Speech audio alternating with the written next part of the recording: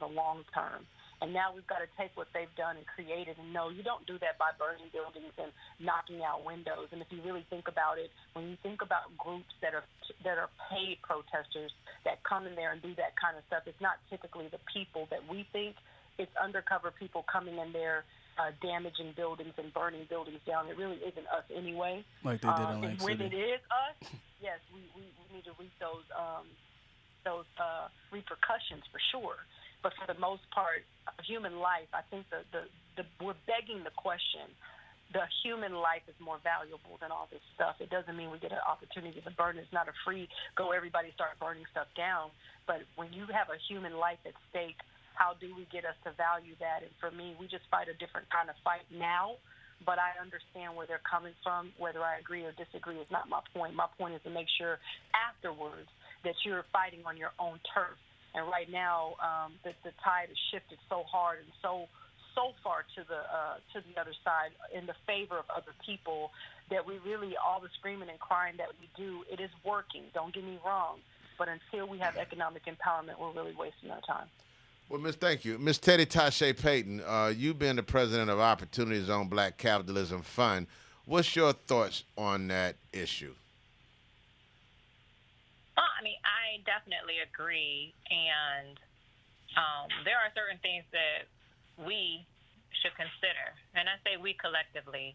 When you think about the civil rights movement, yes, it may have been about the rights and equality for blacks or African Americans in our country, but we also have to consider, like, the movement really gained traction when everybody collectively saw that there was a need to change things.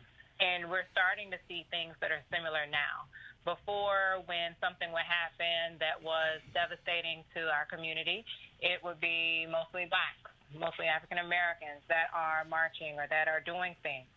And then as time progressed, it's kind of like everything had to be in a perfect timing.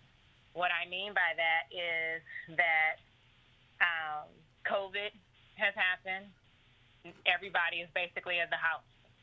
Everybody is looking at the TV. Everybody is looking for things. And so when you have this stage just being set in the way that it was set, it was undeniable in what happened and the way that it took place. Now moving forward, we're here. We've had protests, we've had demonstrations, we've had rioting, we've had looting. One of the things that I think we have missed is the economics behind it, because along with the civil rights movement, yes, there were marches, but there were also boycotts. And the boycott represents what we're talking about, which is the economics behind it all. Money talks faster than anybody can walk, especially in our country. Amen. So in that, go ahead. In that, when you actually either redirect the dollar, withhold the dollar, or just say, you know what, we're done with that regard, and they see the buying power, because the last time I checked, and Dr. Coffee, please, correct this fact for me, the last time I checked, the African-American dollar in the U.S. the spending power is over that of $1 trillion. That's larger than the GDP for, like, Brazil. That's a lot of money. That means that we, in our spending power and habits within the U.S., is larger than that of some other countries collectively. So that tells you a lot about the power that we have. So you have to match the two in order to get the results that you want. And regardless of black, white, purple, brown, whatever, a community is a community.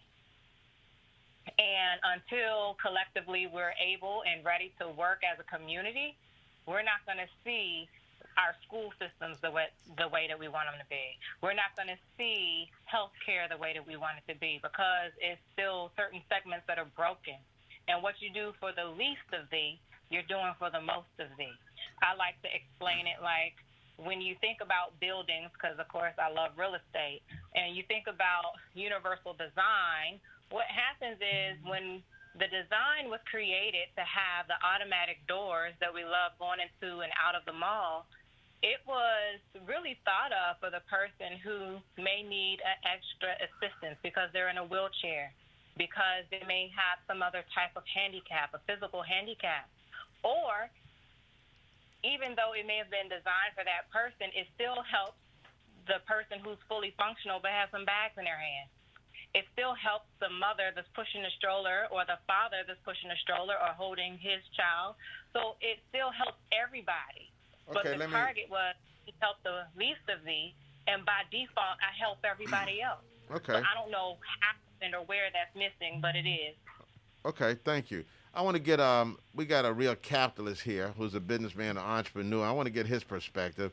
Mr. Paul Bonds, what are your thoughts on this whole discussion, protests, return on investment, and capitalism to create new jobs? Well, first of all, I agree with Patrick Gentry in terms of number one being a very young man. He's getting involved with these protests. He's getting heavily involved because obviously it's important to him.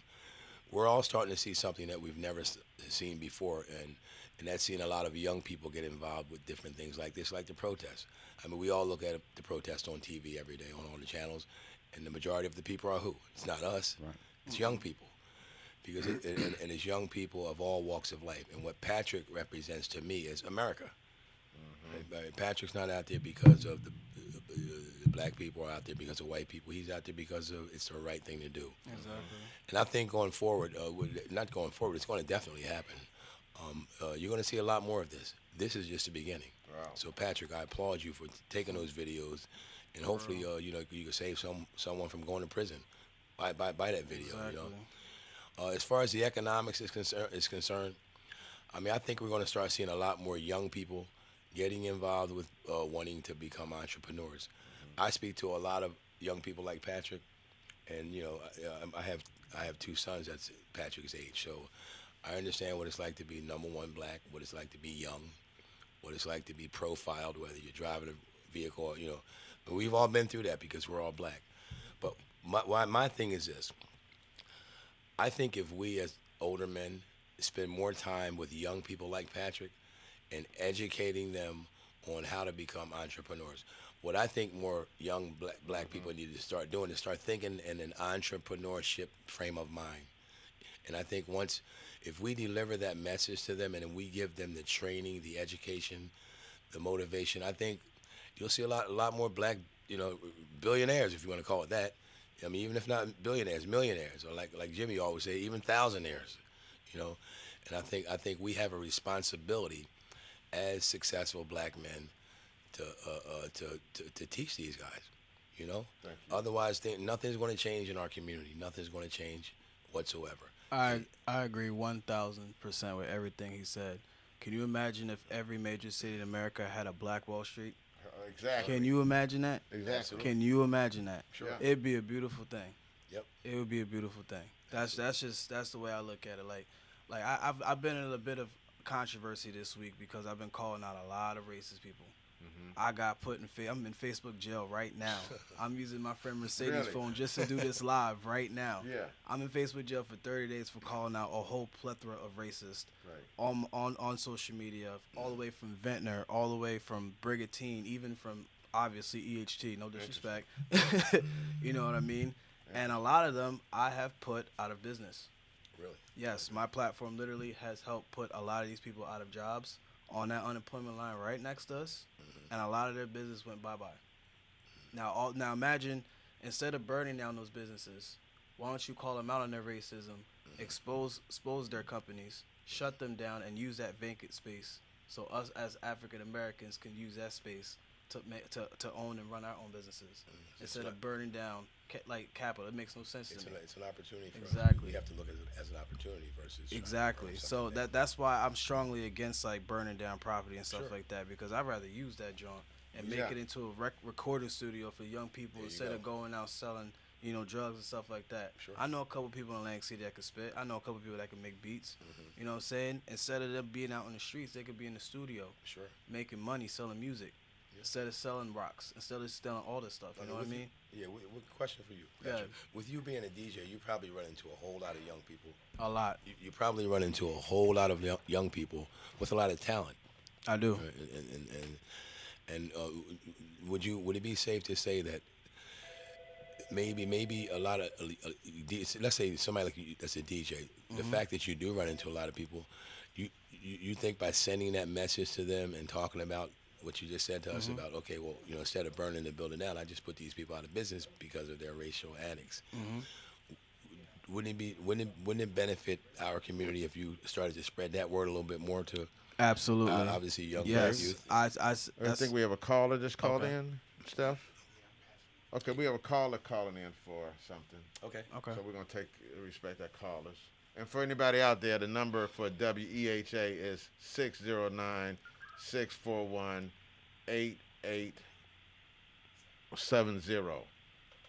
Again, 609-641-8870. So, caller, who do we have on the line? This is Jazz. Jazz, how you doing, bro? How you doing? What's your thoughts today? Oh, I was just calling in just to help out with the. I'm not a regular caller. With Daryl, I was just giving some information about the SBA. Yeah, this is Jazz. He's calling in, and he's going to help because we just had our other participants talk about how starting businesses or taking over businesses are a plus. Jazz is actually calling, and he's giving his advice and knowledge on what people should consider when starting businesses, especially what type of documentation you need to have. Okay, so Jazz, share your thoughts with us, brother. So as far as when you start a business, I always think that you should, you have to think about your capital. That's one thing, but it's more of operation in a way, how you're going to operate and how you're going to be successful. When for example, someone asks me, is this a good idea? It may not sound like a good idea, but it may be a great idea. For example, I always use a scenario. In the 1980s, if I were to come to you and say, hey, I'm going to bottle this tap water and sell it, well, that sounds like a relatively stupid idea. But that's what they do today. They sell water. Remember where everybody used to drink water out the water hose? Yep. So you just have to kind of go with what you're doing. And if I said when you start a business, get your operation, you have to pivot and look at yourself as a business. So your habits as one thing. For example, when I went to college, I naturally wake up at 10 a.m. Right. I always tried to do 8 a.m. classes, and they never worked out good for me. But as soon as I started doing 10 a.m. classes, everything was perfect. So I had to learn how I operate and how I wanted to do my business, not by what everybody else does, because it doesn't fit.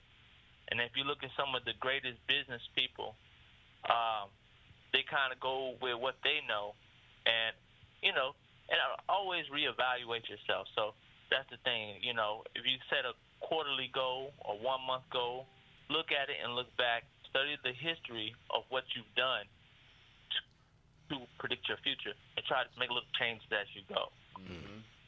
Well, I just want to jump in there because just sitting here, I had given a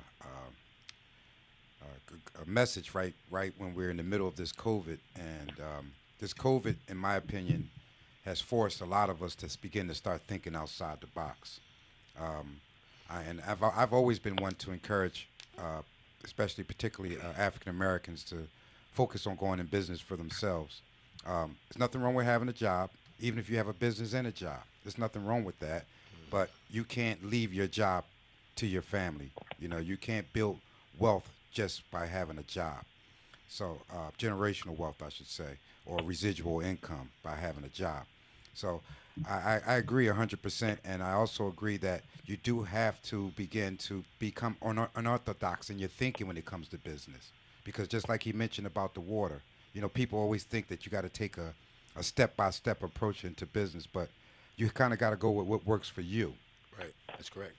Exactly. Well, you know, it's kind of unorthodox for us to talk about this dream of making Atlantic City America's first cyber triangle. Sure. But when you really look at it and you weigh all the options and analysis, okay, they need 2 million cyber warriors in America that don't exist. That means people who are trained. Now, if Atlantic City creates 10,000 cybersecurity jobs, then guess what? That means new industry is going to move to Atlantic City, which is what it wants. So I agree with Derek. You got to think outside the box sometimes, and every business begins with a dream and a business plan. You don't just talk about something and out of the blue, 400 jobs drop out the sky. Right. That's not how business works. Absolutely. It takes patience. It takes tenacity. It takes investment. It takes a plan. It takes a dream. It takes people working together. Correct. And that's what's happening right now in Atlantic City. Mm-hmm. There is a tsunami of change happening in Atlantic City, which is based on economic opportunity. Right now, people in Atlantic City are tired of not having jobs.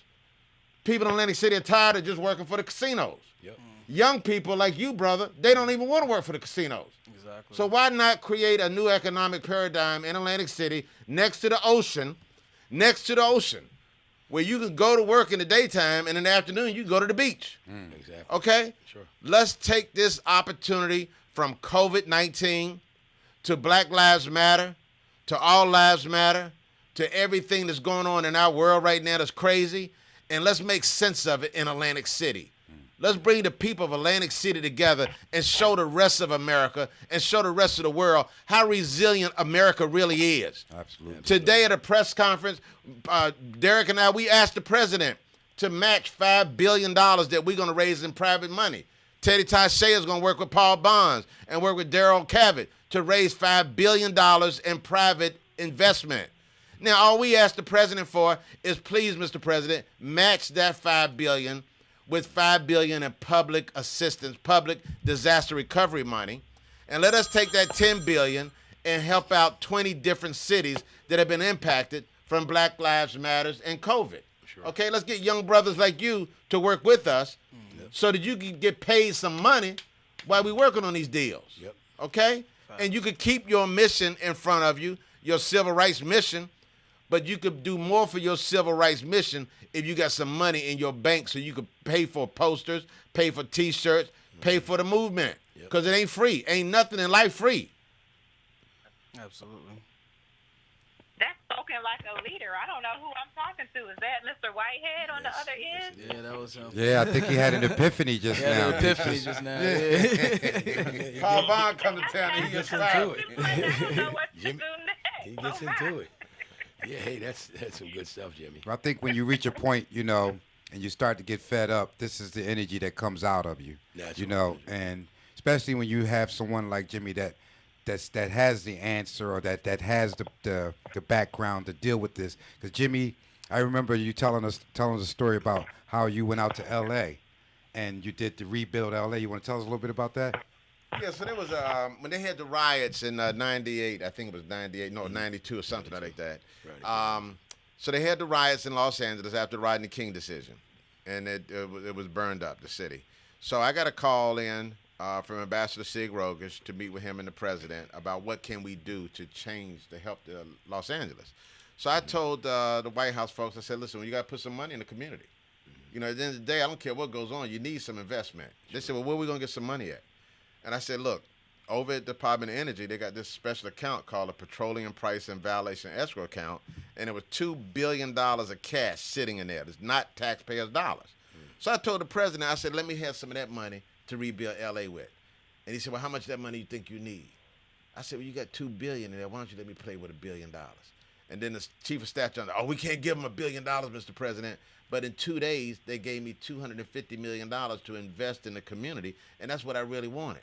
Because you always got to ask for more than what you expect to What get. you expect, exactly. If you want a $2.5 billion, you better ask for $5 billion. Exactly. Okay. Double it. So that was the story Derek was talking about. We are leveraging that same type of attitude and that same type of plan with Atlantic City, because now with Teddy Taché's leadership and Daryl Cavett and you, Paul Bonds, we're kicking off this $5 billion initiative.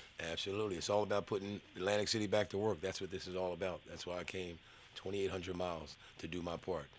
And like I said again, me as an entrepreneur, people, guys like Patrick here inspire me because it makes.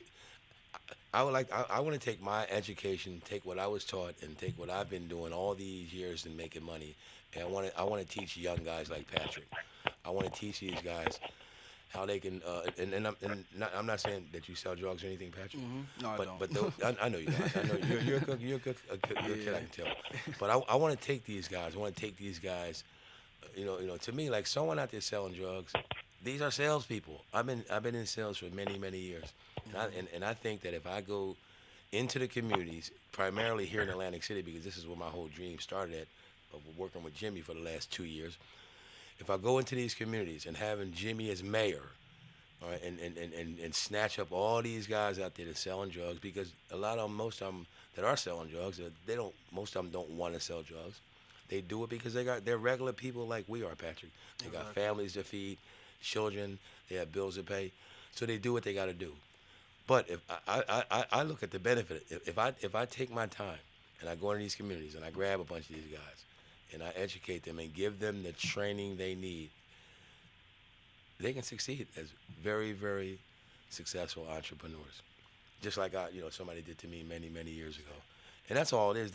It's kind of like a cry. Kind of reach out to us like, okay, hey, Paul, if you show me the way, hey, guess what? I'm going to follow your lead. Boom.